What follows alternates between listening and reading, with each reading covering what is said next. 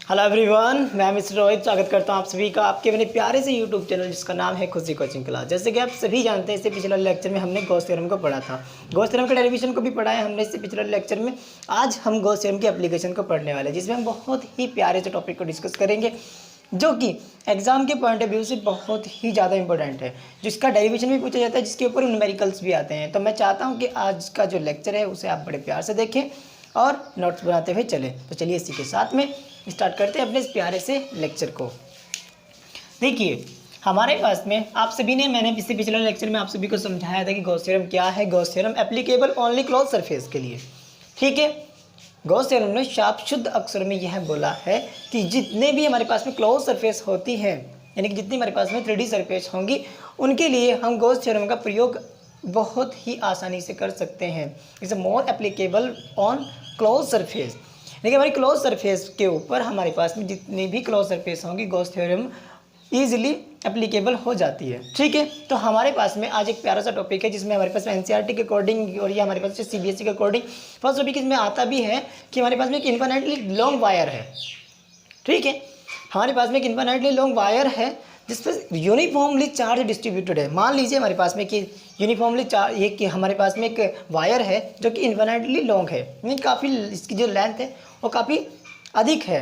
तो इसके ऊपर चार्ज यूनिफॉर्मली डिस्ट्रीब्यूटेड है, ठीक है। अब इसके चारों ओर इलेक्ट्रिक फ्लक्स का मान ज्ञात करना है हमें, ठीक है। अब आप सभी ने पता है कि इलेक्ट्रिक फ्लक्स का मान ज्ञात करने के लिए हमें इसके चारों ओर एक क्लोज सरफेस को बनाना पड़ेगा, ठीक है। यानी कि हमें एक ऐसी शेप का निर्माण करना पड़ेगा जो कि जिसमें एक क्लोज तरीके से, यानी कि सही तरीके से सेट तरीके से आ जाए, और जिसमें हम इसके चारों ओर से निकलने वाला इलेक्ट्रिक फ्लक्स को का जो मान है वो ज्ञात कर सकते हैं, ठीक है। तो हेडिंग डालिए सबसे हमारे पास है जो फर्स्ट टॉपिक है। फर्स्ट टॉपिक हमारे पास में क्या है? इलेक्ट्रिक फील्ड, यानी कि विद्युत क्षेत्र है हमारे पास में। Electric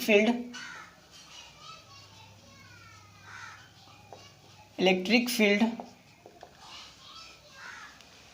due to an infinite charged wire, infinite charged wire. हमारे पास में एक इनफाइनाइटली चार्ज्ड वायर है, जिसके पास में हमने इलेक्ट्रिक फ्लक्स का मान ज्ञात करना है, ठीक है। तो चलिए देखिए ज़रा, मान लीजिए हमारे पास में ये कोई एक इनफाइनाइटली चार्ज्ड वायर है,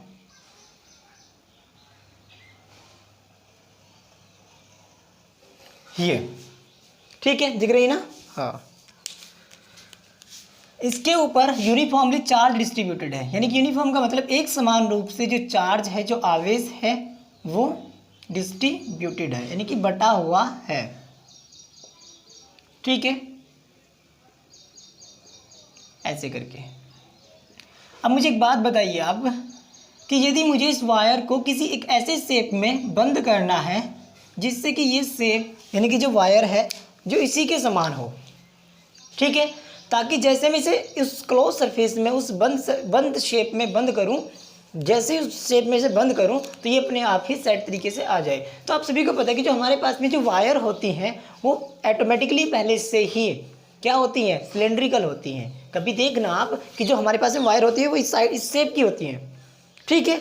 यानी कि अगर मैं कुछ ऐसी ही शेप को कंसिडर कर लूँ, यदि मैं एक ऐसी ही शेप को कंसिडर कर लूँ, तो मैं इस वायर को इसके अंदर ले सकता हूँ और इस शेप को मैं बंद कर दूंगा आगे से और पीछे दोनों साइड से। जैसे मैं क्लोज करूंगा तो मैं इससे निकलने वाले इलेक्ट्रिक फ्लक्स का मान ज्ञात कर सकता हूं, क्योंकि आप सभी को पता है कि हमने जो कंसिडर की है, जो हमारे पास में जो वायर कंसिडर की है हमने, वो इन्फिनिटली लॉन्ग है, ठीक है। अब हमारे पास में हम इस पूरे के पूरे वायर से हमें ज्ञात करना है कि इसमें से गुजरने वाला जो, यानी कि पास होने वाला जो इलेक्ट्रिक फ्लक्स है, उसकी वैल्यू कितनी है, ठीक है।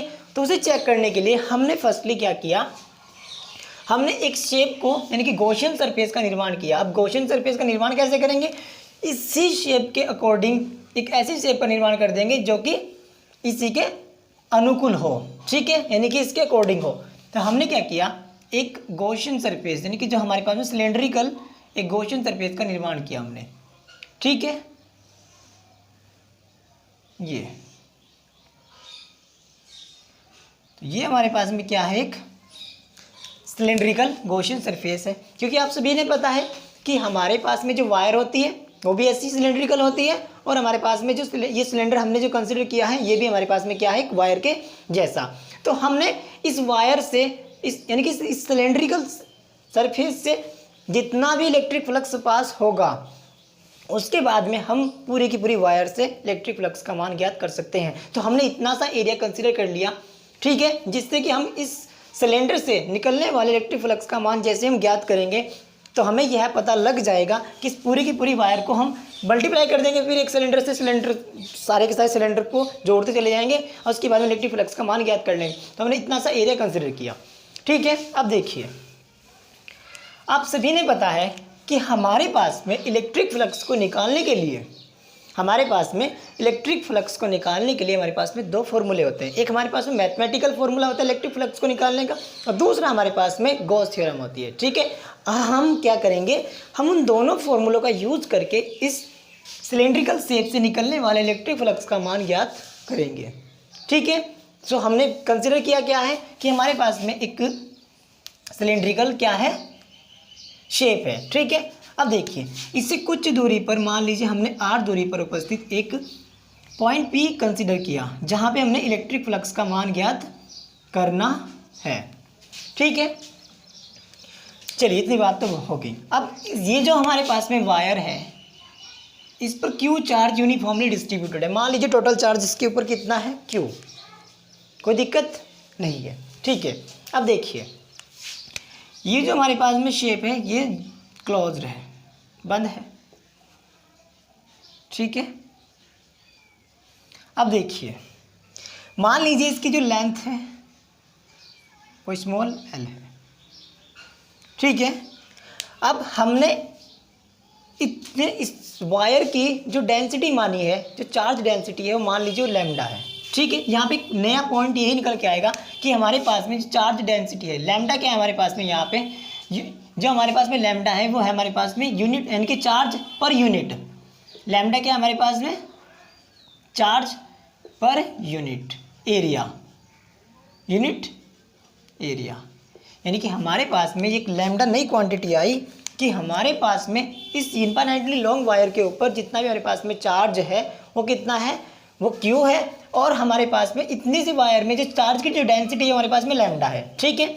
आप सभी ने पता है कि हमारे पास में टोटल चार्ज कितना है, Q, ठीक है, और लेंथ कितनी है, L। तो यहाँ से हमारे पास में लैम्डा की वैल्यू आ जाएगी, ठीक है। यदि इसमें यहाँ पे टोटल चार्ज कितना है, Q, जो कि पूरी की पूरी वायर पे उपस्थित है, ठीक है। तो हमने क्या किया कि हमारे पास में L लेंथ पर कितना चार्ज होगा तो हमने यहाँ से निकाल लिया। अब देखिए, अगर हमें वैल्यू ज्ञात करनी है Q की, तो यहाँ से हम क्या करेंगे, L इंटू लैम्डा, इस इक्वेशन फर्स्ट मान लीजिए, ठीक है। अब देखिए, आप सभी को मैंने समझाया था कि यदि हमारे पास में प्लस Q आवेश होता है तो वो अपने चारों ओर इलेक्ट्रिक फ्लक्स यानी कि रेडियली आउटवर्ड इलेक्ट्रिक फील्ड को जनरेट करता है। ये भी ऊपर तक है, ठीक है, ऐसे करके। तो आप सभी ने पता कि हमारे पास में यहाँ पे चार्ज है, इलेक्ट्रिक फ्लक्स है, यानी कि यूनिफॉर्मली चार्ज है। तो आप सभी ने पता है कि इलेक्ट्रिक फील्ड की डायरेक्शन कहाँ होगी, बाहर की ओर होगी। इलेक्ट्रिक फील्ड की डायरेक्शन कहाँ होगी, बाहर, क्योंकि आप सभी को पता है कि पॉजिटिव चार्ज है तो सिंपल सी बात है कि इलेक्ट्रिक फील्ड की डायरेक्शन कहाँ होगी, बाहर की साइड में, ऐसे करके। इलेक्ट्रिक फील्ड की डायरेक्शन कहाँ है, रेडियली आउटवर्ड, ऐसे करके, तभी तो इलेक्ट्रिक फ्लक्स बाहर निकलेगा, ठीक है। इससे पिछले वाले लेक्चर में मैंने आप सभी को ये सब बातें बताई थी, ठीक है, कि हमारे पास में इलेक्ट्रिक फ्लक्स का मान हमेशा रेडियली आउटवर्ड होता है पॉजिटिव चार्ज के लिए, ठीक है। अब देखिए, यहाँ पर हमारे पास में ये क्या है, हमारे पास में ये जो हमने माना है ये हमारे पास में है गॉसियन सरफेस। क्या है ये, गॉसियन सरफेस, यानी कि हमने क्या किया, एक वायर के ऊपर एक गॉसियन सरफेस का निर्माण किया है, ठीक है। अगर आप थियोरेटिकल भाषा में लिख सकते हैं इसे कि we considered a cylindrical shape, जो कि हमारे पास में क्या है, एक गॉसियन सरफेस है, ठीक है। अब देखिए, अब आप सभी ने पता है कि हम जो एरिया कंसिडर करते हैं, हमने जो एरिया कंसिडर करते हैं वो हमेशा सरफेस के परपेंडिकुलर होता है।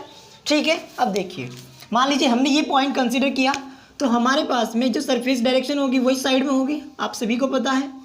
ठीक है, इलेक्ट्रिक फ्लक्स का मान भी तो साइड में ही है। देखिए ये ऐसे है, मान लीजिए हमारे पास में ये वायर है। ठीक है, हमने जो एरिया कंसिडर किया वो इसके चारों ओर कंसिडर कर रखा है ना, तो हमारे पास में मान लीजिए मैंने ये एरिया कंसिडर किया यहाँ पे। ठीक है, तो यानी कि इलेक्ट्रिक फ्लक्स का मान भी ये रहा हमारे पास में। ठीक है, दूसरा जो सरफेस जो एरिया की डायरेक्शन होती है, आप सभी ने पता है कि जो एरिया की डायरेक्शन होती है सरफेस के परपेंडिकुलर होती है। मान लीजिए ये हमारे पास में शेप ऐसे है। ठीक है, ये ऐसे कंसिडर कर रखा है हमने पूरा का पूरा। ठीक है, तो यहाँ पे जो एरिया की डायरेक्शन होगी वो उसके सरफेस के परपेंडिकुलर होगी। ठीक है, तो यहाँ पे हमने क्या किया, जो एरिया की डायरेक्शन है वो हमने कंसिडर कर ली। मान लीजिए हमारे पास में ये एरिया की डायरेक्शन है। ठीक है, आप सभी ने पता कि इलेक्ट्रिक फील्ड की डायरेक्शन भी तो हमारे पास में यही है। इलेक्ट्रिक फील्ड की डायरेक्शन भी हमारे पास में क्या है, यही है। ठीक है, तो इन दोनों के बीच में बनने वाला एंगल कितना हो गया, 0। ठीक है, मान लीजिए ये हमारे पास में फर्स्ट सरफेस है। अब देखिए यहाँ पे जरा, यहाँ पे देखिए हमारे पास में ये एरिया है। ठीक है, अब आप सभी को पता है कि ये मान लीजिए एरिया कुछ इस प्रकार से रखा हुआ है, ये वाला, तो इसका जो सरफेस होगा, और आप सभी को पता है कि जो सरफेस यानी कि जो एरिया की जो डायरेक्शन होती है सरफेस के परपेंडिकुलर होती है, तो यानी कि हमारे पास में एरिया की डायरेक्शन क्या होगी यहाँ पे, ये वाली। ठीक है, एरिया की डायरेक्शन होगी हमारे पास में ये वाले, और इलेक्ट्रिक फील्ड की डायरेक्शन कौन सी, ये वाली। इन दोनों के बीच में बनने वाला एंगल कितना है, 90 डिग्री। कोई दिक्कत। ये हमारे पास में DA है और ये हमारे पास में A है। ठीक है, ये हमारे पास में होगी सेकंड सरफेस। थर्ड सरफेस हमारे पास में यहाँ कंसिडर कीजिए। देखिए ज़रा, हमारे पास में सरफेस के परपेंडिकुलर एरिया की डायरेक्शन होती है, तो ये हमारे पास में क्या होगी, DA। ठीक है, इलेक्ट्रिक फील्ड की डायरेक्शन होगी, ये हमारे पास में इलेक्ट्रिक फील्ड ऐसे जा रहा है ना, चारों तरफ ऐसे निकल रहा है, चारों तरफ। ये मान लीजिए हमारे पास में वायर है। इलेक्ट्रिक फील्ड की देखिए, इलेक्ट्रिक फील्ड ऐसे निकल रहा है, ऐसे फिर ऐसे फिर ऐसे फिर ऐसे, यानी कि चारों तरफ को इलेक्ट्रिक फील्ड की डायरेक्शन, चारों तरफ इसके इलेक्ट्रिक फील्ड निकल रहा है। ठीक है, इनकी विद्युत क्षेत्र चारों तरफ डिस्ट्रीब्यूट हो रहा है। तो हमारे पास में फर्स्ट सरफेस को कंसीडर किया हमने, सेकंड को किया, और थर्ड हमारे पास में ये रही। ठीक है, ये हमारे पास में डी है, और इलेक्ट्रिक फील्ड की डायरेक्शन हमारे पास में ये हो गई। इनके दोनों के बीच में बनने वाला एंगल क्या है हमारे पास में, 90 डिग्री। कोई दिक्कत नहीं है। ठीक है, यहाँ तक इसमें अगर फिगर में कोई दिक्कत नहीं है तो चलिए डिस्कस करते हैं मैथमेटिकल। अब देखिए, पहले डेफिनेशन हम पहले डिस्कस करेंगे, पहले यूज़ करेंगे हम मैथमेटिकल फॉर्म का। पहले definition of electric flux by the definition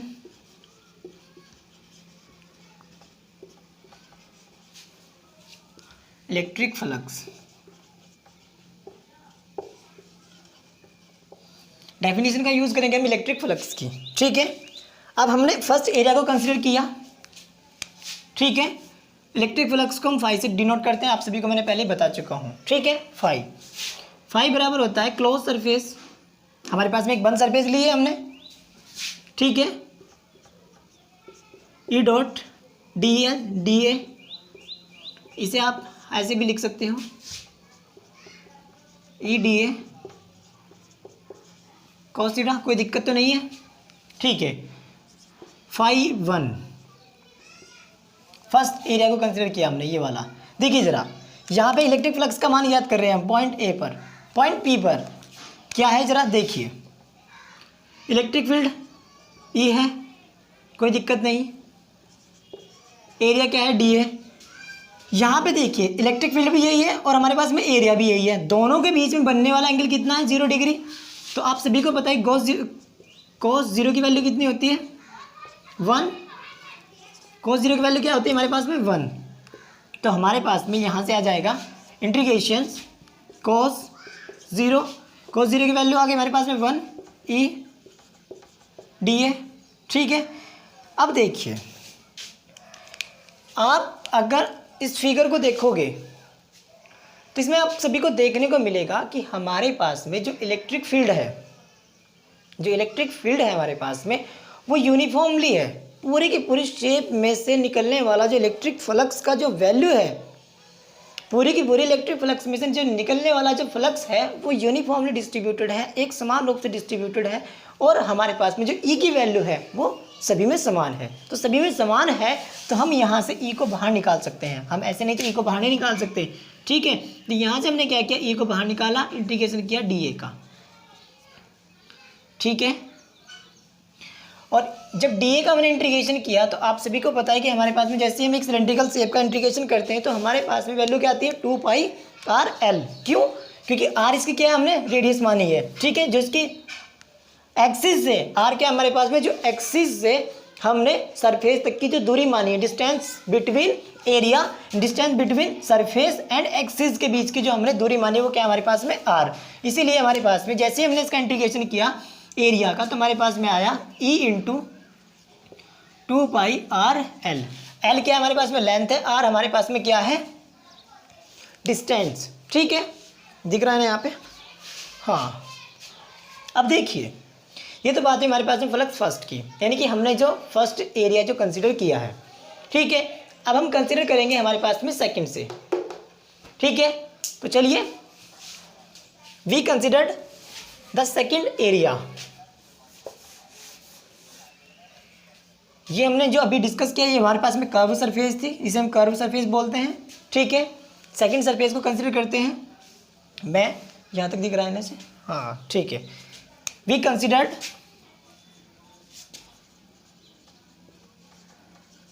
हम कंसीडर करेंगे सेकंड सरफेस को, वी कंसीडर सेकंड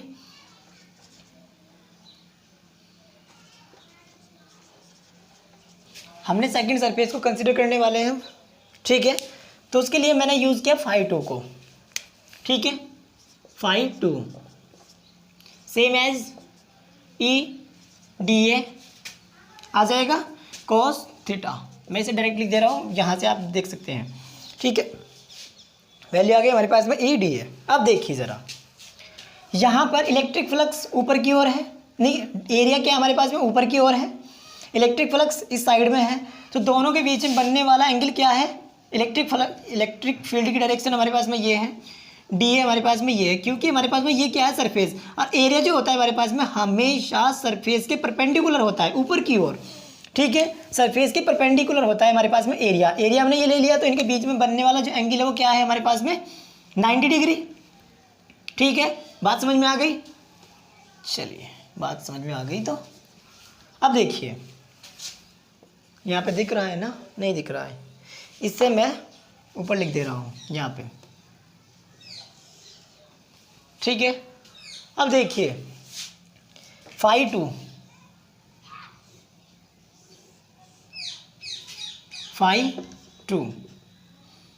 तो यहाँ पे हमारे पास में इलेक्ट्रिक फ्लक्स का जो मान है वो ई है, D A cos 90 degree. Cos 90 की वैल्यू जब 0 होती है तो ये हमारे पास में फाई 2 की वैल्यू क्या आ गई, टोटली 0, ठीक है। ये बात समझ में आप सभी की आ गई होगी। अब देखिए बात करते हैं, हमने फाई 2 की वैल्यू की बात कर ली, यानी कि सेकंड सरफेस की बात कर ली। अब इस सरफेस से गुजरने वाला यानी कि पास होने वाला इलेक्ट्रिक फ्लक्स का मान ज्ञात करना है। हमने थर्ड सरफेस को कंसीडर किया, ठीक है। देखिए जरा, फाई 3 को हमने कंसीडर किया। अब देखिए यहाँ पे इलेक्ट्रिक फील्ड की डायरेक्शन इस साइड में है और हमारे पास में सरफेस की डायरेक्शन इस साइड में है, ठीक है। तो दोनों इस प्रकार से, यानी कि जो डायरेक्शन है इस प्रकार से है, इनके बीच में जो बनने वाला एंगल है वो कितना है 90 डिग्री। तो सिंपल सी बात है कि कोस 90 की वैल्यू क्या हो जाएगी, यहाँ से देखिए जरा, ई D A cos theta. Cos theta की वैल्यू 90 डिग्री, तो हमारे पास में ई डी ए कॉस 0, तो यानी कि ये सारी वैल्यू क्या आ जाएगी 0, यानी कि फाई 3 की वैल्यू क्या आ गई हमारे पास में 0, ठीक है। यानी कि यहाँ से एक बात निकल के आई कि हमारे पास में जो इलेक्ट्रिक फ्लक्स का, जो इलेक्ट्रिक फील्ड का जो मान होगा वो केवल और केवल ये वाली डायरेक्शन से पास होगा, इलेक्ट्रिक फील्ड, ठीक है। अब ये तो हमारे पास में, ये तो हमने क्या किया, ये यूज़ किया हमने मैथमेटिकल गॉस, यानी कि हमारे पास में जो इलेक्ट्रिक फ्लक्स का जो मान ज्ञात करने की जो हमारे पास में वैल्यू होती है, जो हमारे पास में फॉर्मूला इलेक्ट्रिक फ्लक्स का, वो यूज़ किया हमने अभी तक, ठीक है। तो आप इसे नोट डाउन कीजिए, उसके बाद में अभी आगे डिस्कस करते हैं इसे, ठीक है। हो गया, इसे रब करते हैं, फिर करें, चलिए। आई होप सो ये हो गया होगा। अब हमने बहुत ही प्यार से हमने टोटल फ्लक्स की वैल्यू को ज्ञात करना है। वो कैसे ज्ञात होगी अभी देखिए ज़रा, इसमें रटने वाला कुछ नहीं है। देखिए ज़रा, हमें ज्ञात करना है टोटल फ्लक्स की वैल्यू, टोटल फ्लक्स का मान, टोटल। तो हमारे पास में टोटल फ्लक्स क्या होगा, फाई बराबर φ1 प्लस φ2 प्लस φ3। φ1 हमारे पास है φ2, दोनों हमारे पास में क्या हो गए 0। φ2 हमारे पास में क्या है 0, और हमारे पास में φ1 हमारे पास में ये है, नहीं देखिए ज़रा, φ1 की वैल्यू क्या आई हमारे पास में e इंटू 2πRL, क्योंकि मैंने φ1 ये माना है, φ2 हमारे पास में ये है, φ2 हमारे पास में 0 आया, φ3 भी हमारे पास में क्या है 0। तो यानी कि हमारे पास में फ्लक्स कहाँ से बनेगा, e इंटू 2πRL। ठीक है, अभी ये हमारे पास में फाई की वैल्यू आ गई। ठीक है, इसी इक्वेशन फर्स्ट मान लीजिए।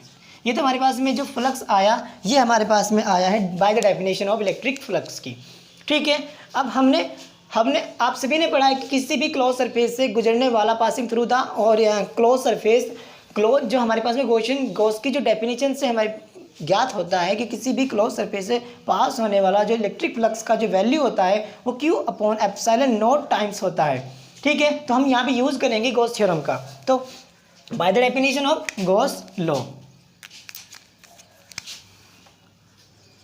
by the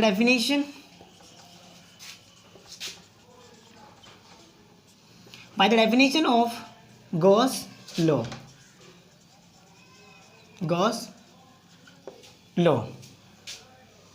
तो हमारे पास में गॉस की डेफिनेशन क्या कहती है कि किसी भी क्लोज सरफेस से पास होने वाला इलेक्ट्रिक फ्लक्स की जो वैल्यू होती है वो हमारे पास में क्या होती है Q upon epsilon not times. ठीक है, तो देखिए ज़रा, तो यहाँ से हमारे पास में फाई की वैल्यू क्या आ जाएगी, Q टोटल चार्ज मान रखा है हमने पहले से ही, अपॉन एप्सिलॉन नॉट। आप सभी को मैंने Q की वैल्यू पहले से ही बताई थी कि हमारे पास में जो पर यूनिट लैम्डा क्या हमारे पास में पर यूनिट चार्ज, यानी कि प्रति एकांक जो हमारे पास में प्रति एकांक जो हमने वैल्यू मानी है प्रति एकांक लेंथ पर, यानी कि पर यूनिट लेंथ पर जो चार्ज है हमारे पास में कितना है लैम्डा इंटू एल। ठीक है, यानी कि इस चार्ज के कारण हमारे पास में कितना चार्ज है इस एरिया, यानी कि इस इतनी से सिलेंड्रिकल शेप में से, यानी कि एल लेंथ वाले सिलेंड्रिकल शेप में से जितना इलेक्ट्रिक फील्ड जो हमारे पास में पास होगा उसकी वैल्यू कितनी होगी लैम्डा इंटू एल। ठीक है, तो हमारे पास में फाई बराबर lambda into L upon epsilon not. ठीक है, ये हमने मान ली इक्वेशन हमारे पास में सेकंड। ठीक है, दोनों वैल्यू फाई की हैं, ये भी हमारे पास में फाई की वैल्यू है, ये भी हमारे पास में फाई की वैल्यू है।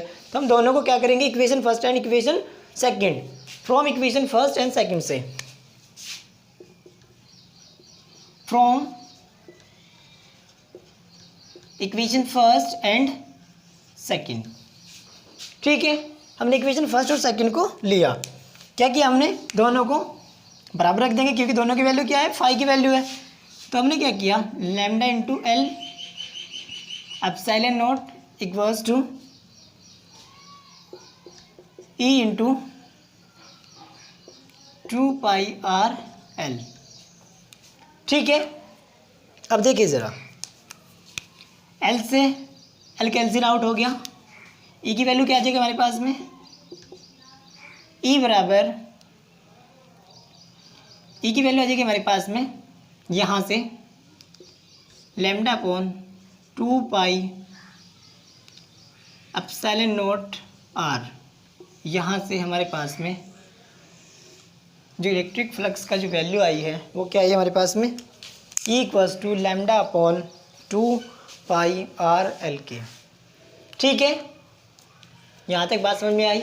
एक बार दोबारा से फिर से मैं रिपीट करता हूँ इसे कि देखिए हमारे पास में एक इन्फिनिटी चार्जेड वायर है, ठीक है, जिसके पास में हमने इलेक्ट्रिक फ्लक्स का मान ज्ञात करना है। ठीक है, हमने क्या किया उससे कुछ दूरी पर एक इलेक्ट्रिक वायर है।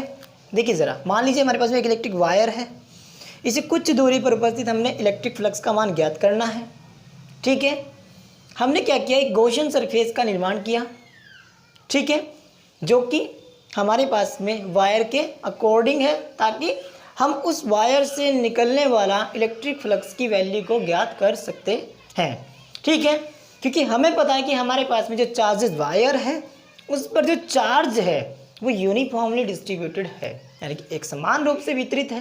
तो आप सभी को पता है कि जब एक समान रूप से वितरित है तो वो अपने चारों ओर इलेक्ट्रिक फ्लक्स का मान, यानी कि अपने इलेक्ट्रिक फ्लक्स चारों ओर अपने आप डिस्ट्रीब्यूट करेगा, ठीक है। जब चारों ओर डिस्ट्रीब्यूट करेगा तो हमने क्या किया, हमने एक ऐसी ही शेप का निर्माण कर दिया कि जिससे कि चारों ओर से निकलने वाले इलेक्ट्रिक फ्लक्स का मान ज्ञात कर सके हम, ठीक है। तो हमारे पास में इलेक्ट्रिक फ्लक्स को ज्ञात करने के लिए हमारे पास में दो फॉर्मूले होते हैं। एक हमारे पास में मैथमेटिकल फॉर्मूला होता है जो कि जिससे हम इलेक्ट्रिक फ्लक्स का मान ज्ञात करते हैं, ठीक है। तो हमारे पास में क्या होता है, फाई बराबर क्लोज सरफेस है हमारे पास में, इसलिए मैंने इसे इंटीग्रेट किया, close surface E dot D A equals to होता है E D A cos theta. हमने क्या किया, इस शेप में तीन फेस को कंसीडर किया। फर्स्ट सरफेस जो कि ऊपर की ओर है, ये वाली हमारे पास में, ठीक है, ये वाले। फिर हमारे पास में सेकंड हमारे पास में ये है जो कि बाहरली साइड वाली, कि हमारे पास में एक फेस ये रहा, एक फेस ये, एक फेस ये, यानी कि तीनों फ्लक्स को मैंने कंसीडर कर लिया जिनसे भी हमारे पास में इलेक्ट्रिक फ्लक्स का मान निकल रहा होगा, ठीक है। तो हमने इन तीनों शेप को कंसीडर किया, ठीक है। हमने यहाँ पे देखा कि हमारे पास में इलेक्ट्रिक फील्ड की डायरेक्शन भी यही है और हमारे पास में एरिया की डायरेक्शन यही है, क्योंकि एरिया हम हमेशा जो हम एरिया लेते हैं वो हमेशा किसी भी एरिया के परपेंडिकुलर लिया जाता है, यानी कि सरफेस के हमेशा परपेंडिकुलर होता है हमारा एरिया, ठीक है। दूसरी बात हमने क्या किया, हमने देखा यहाँ पे कि हमारे पास में इलेक्ट्रिक फील्ड की डायरेक्शन भी यही है और हमारे पास में एरिया की डायरेक्शन भी यही है। तो इन दोनों के बीच में देखा कि बनने वाला जो एंगल हमारे पास में क्या है, थीटा। अब इन दोनों के बीच में बनने वाला एंगल कितना है, थीटा, जो कि 0 डिग्री है, ठीक है। आप सभी ने पता कि गॉस थ्योरम की वैल्यू क्या होती है हमारे पास में 1, तो इसलिए वहाँ से हमारे पास में इलेक्ट्रिक फ्लक्स का मान यहाँ से आ गया हमारे पास में E/2πRL, ठीक है। जो हमने देखा कि हमारे पास में ऊपर की साइड में जो हमने इसे कंसिडर किया है, यहाँ पे इलेक्ट्रिक फील्ड की जो डायरेक्शन है हमारे पास में ये है, एरिया की डायरेक्शन ऊपर की ओर है, तो उन दोनों के बीच में बनने वाला जो एंगल है वो 90 डिग्री है। कोस 90 की वैल्यू 0 होती है, जिसके कारण यहाँ पर किसी भी प्रकार का कोई इलेक्ट्रिक फ्लक्स का वैल्यू नहीं होगा। ये देखने को भी आपको फील भी हो रहा होगा, देखिए ज़रा भाई, इलेक्ट्रिक फ्लक्स का मान वहाँ पे कहाँ से बन जाएगा, इलेक्ट्रिक फ्लक्स ऐसे थोड़ी ना जा रहा है, इलेक्ट्रिक फ्लक्स ऐसे जा रहा है, इसके चारों ओर ऐसे जा करके इलेक्ट्रिक फ्लक्स ऐसे निकल रहा है, ऐसे और ऐसे ऐसे ऐसे करके चारों साइड में इलेक्ट्रिक फ्लक्स निकल रहा है, ऐसे थोड़ी इलेक्ट्रिक फ्लक्स निकल रहा है इसमें से। तो इसीलिए यहाँ पर इलेक्ट्रिक फील्ड की जो डायरेक्शन है, इलेक्ट्रिक फ्लक्स का जो वैल्यू है वो 0 है, यहाँ भी 0 है। इलेक्ट्रिक फ्लक्स हमें कहाँ प्राप्त होगा, केवल और केवल इस कर्व्ड सरफेस, जो हमारे पास कर्व्ड सरफेस है उससे हमारे पास में जो पास होगा वो हमारे पास में इलेक्ट्रिक फ्लक्स की वैल्यू हमें यहाँ पे प्राप्त होगी, ठीक है। दूसरी बात, ये सारा का सारा मैथमेटिकल था, यहाँ पे किसी को दिक्कत है, यहाँ पे हमने गॉस थ्योरम का यूज़ किया। आप सभी को पता है कि गॉस थ्योरम ने क्या कहा है कि किसी भी क्लोज सरफेस से, यानी क्लोज सरफेस जिसमें से निकलने वाला जो टोटल इलेक्ट्रिक फ्लक्स की जो वैल्यू होती है वो हमारे पास में Q/ε0 टाइम्स होती है। यहाँ तक किसी को कोई दिक्कत, ठीक है। अब देखिए ज़रा, हमारे पास में इक्वेशंस हमारे पास में दो प्राप्त हुई, हमारे पास में इक्वेशंस दो प्राप्त, दोनों को हमने क्या किया, कंपेयर कर दिया, यहाँ से हमारे पास में E की वैल्यू आ गई। यहाँ पे एक बात निकल के आती है कि हमारे पास में E जो है इन्वर्सली प्रोपोर्शनल है हमारे पास में R के, ठीक है। अब यहाँ से ये क्या, ये देखिए ज़रा, ये एक बात निकल के यहाँ से आती है कि जैसे जैसे हमारे पास में डिस्टेंस की जो वैल्यू है वो बढ़नी स्टार्ट होगी तो इलेक्ट्रिक फ्लक्स का जो वैल्यू है वो हमारे पास में ऑटोमेटिकली कम होना स्टार्ट हो जाएगा। देखिए ज़रा, यहाँ से जो बात निकल के आती है कि देखिए ज़रा, जैसे जैसे हमारे पास में डिस्टेंस बढ़ेगी, यानी कि जैसे जैसे हम इस डिस्टेंस से दूर होना स्टार्ट होंगे ऐसे करके, सो ये कह रहा है कि ये इलेक्ट्रिक फील्ड की जो डायरेक्शन होगी, इलेक्ट्रिक फ्लक्स का जो वैल्यू होगा वो अपने आप कम होना स्टार्ट हो जाएगा, ठीक है। यानी कि जैसे ही R की वैल्यू बढ़ेगी, भाई सिंपल सी बात है ना, ये एक चार्जड वायर है, ठीक है। देखिए ज़रा, हमारे पास में एक चार्जड वायर है, ये वायर है, ठीक है। इससे कुछ दूरी पर उपस्थित हमने एक पॉइंट P को कंसीडर किया है, ठीक है, जहाँ पे हमने इलेक्ट्रिक फ्लक्स की वैल्यू ज्ञात कर रहे हैं। लेकिन यदि ये जो डिस्टेंस है R की जो वैल्यू है, ये ये जो मान लीजिए आर की जो डिस्टेंस, यहाँ पे हमने इलेक्ट्रिक फ्लक्स का मान ज्ञात कर रहे हैं, फाइंड कर रहे हैं इलेक्ट्रिक फ्लक्स को। यदि हम इस डिस्टेंस को बढ़ाना स्टार्ट कर दें, ठीक है, अब जैसे जैसे एक्सिस से हम दूर जाना स्टार्ट होंगे तो इलेक्ट्रिक फ्लक्स का मान अपने आप ही घटना स्टार्ट हो जाएगा। आप सभी को पता है ना कि मैंने आप सभी को बताया भी था कि जैसे जैसे मान लीजिए प्लस क्यू चार्ज है हमारे पास में, ये अपने चारों इलेक्ट्रिक फ्लक्स को जनरेट करता है, लेकिन जैसे जैसे इसका एरिया बढ़ना स्टार्ट होगा, इसके इलेक्ट्रिक फील्ड की जो डायरेक्शन, इलेक्ट्रिक फील्ड का जो वैल्यू होती है वो कम होनी स्टार्ट हो जाती है, ठीक है। तो ऐसे ही हमारे पास में यहाँ भी है कि हमारे पास में जो इलेक्ट्रिक फील्ड की जो वैल्यू होगी वो हमारे पास में सेंटर में, यानी कि जिसके पास में इलेक्ट्रिक फ्लक्स का मान अधिक होगा, लेकिन जैसे जैसे इसकी डिस्टेंस बढ़नी स्टार्ट